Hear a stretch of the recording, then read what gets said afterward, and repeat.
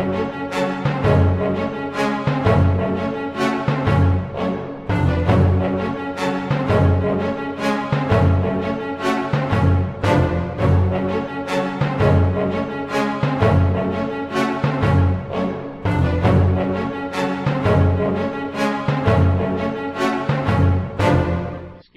it the position of the Council that an impeachment case initiated under paragraph 4 of Section 3 of Article 11 requires all the members of Congress joining in filing the articles, the verified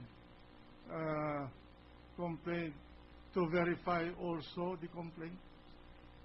Well, verification is not... No, I'm asking you a question. Yes, Your Honor. Is that the position of counsel? No, our position, Your Honor, is the law requires verification. But in addition to verification, Your Honor, the more important element is the element of due process. Was he notified? Yeah. Was he given the opportunity to prove Yes. the non-existence of probable cause? If the answer is yes, Your Honor, then that is an entire proceedings that is not sanctioned by the Constitution and by the law. We respect the opinion of the distinguished counsel, but under our rules, the rules of court is only supplementary to the rules of the House and the rules of the Senate. And if the process in the House is in accordance with the rules of that House, would you say that there's no compliance with the requirement? Yes, Your Honor. I'm sorry to state for the record that there is no compliance with the requirement prescribed by the rules because there is no determination of probable cause. Then we will take note of your argument. Thank you, Your Honor. Now, may I close, Your Honor, with a statement to the effect that we are not delaying the proceedings before this case. We are not trying to lengthen the duration during which proceedings may be undertaken, but we were merely asserting a right to which every Filipino, not only the Chief Justice, is entitled, and that is due process in accordance with the Constitution. We take note of that. Thank you, Your Honor. You're welcome. The prosecution panel may now proceed to use their 5 minutes to argue their case. Yes, Mr. Senate President, may we request that our counsel, Attorney Mario Bautista, be recognized to argue for the prosecution. As the chair said, only members of the House of Representatives can use the parliamentary forum to argue a case. Besides, So the argument must be presented by members of the House of Representatives acting as prosecutors. In that case, Mr. President, we will argue for the prosecution. The position of the House of Representatives, and would like to manifest that the Speaker of the House is here, Speaker Belmonte, and the Majority Leader, Congressman Gonzales. Under the Constitution, Article 11, Section 3, Paragraph 1, the House of Representatives shall have the exclusive power to initiate all cases of impeachment. And in the same section, subparagraph 6, the Senate shall have the sole power to try and decide cases of impeachment. To us, Your Honors, the House initiates, the Senate tries and decides the case. The verification is part of the initiation process. The Constitution, Section 3, Paragraph 4 says, in case of verified complaint or resolution of impeachment filed by at least 1/3 of all the members of the House, the same shall constitute the articles of impeachment, and trial by the Senate shall forthwith proceed. Did the members of the House verify the complaint? Yes. Does that constitute 1/3? Yes. In fact, more than 1/3. 1/3 of 284 is only 95. 188 signatures appeared. 13 more, but we did not anymore consider the 13 because they signed only after we already filed the Secretary General. And so, it is very clear on its face, on the face of the complaint, that it was verified by 188 members of the House, and it went through the plenary, Your Honors.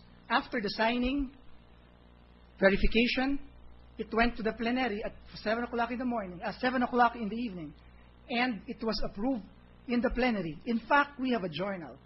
And under the rules on impeachment of the House, Section 13, it says that in this case, which means the verified complaint, shall be endorsed to the Senate in the manner as an approved bill of the House.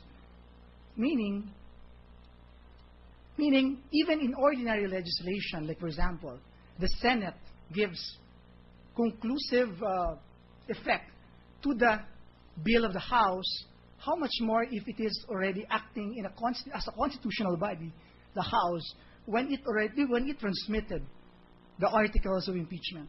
We have this journal, Your Honor, and journal of December 12, and it says here, upon query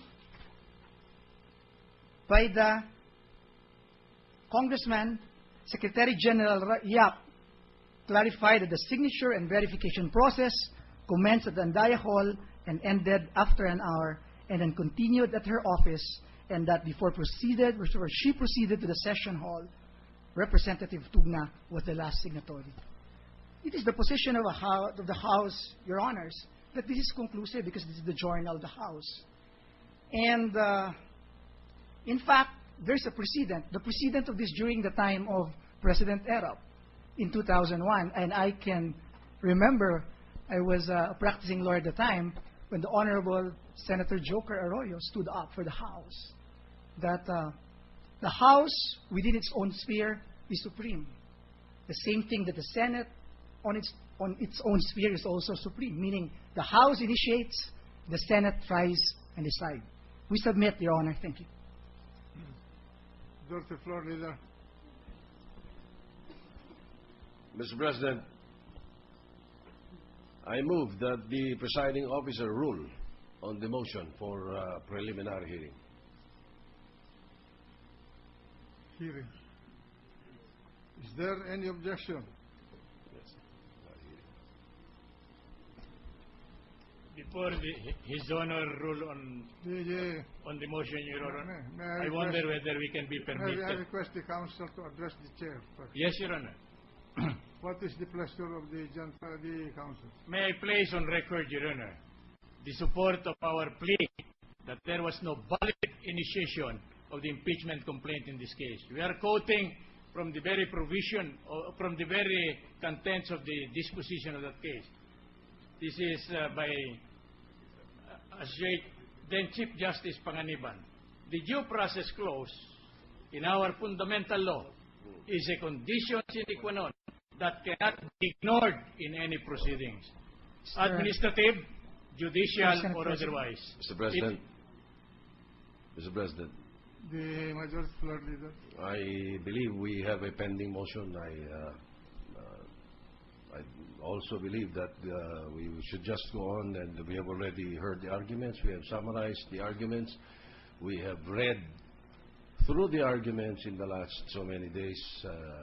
We understand the points being raised by both parties. So we leave it to the presiding officer to give the ruling, Mr. President.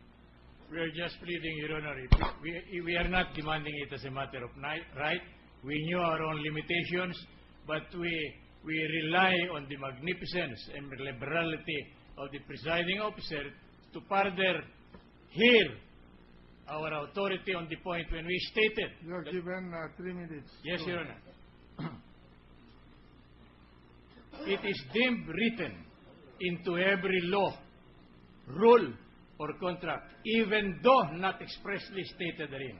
Hence, the House of Representatives rules on impeachment, insofar as they do not provide the church official with notice and opportunity to be heard prior to being impeached, are also unconstitutional. If it is unconstitutional, no rights thereunder are required. Therefore, the entirety of the proceeding is likewise null and void.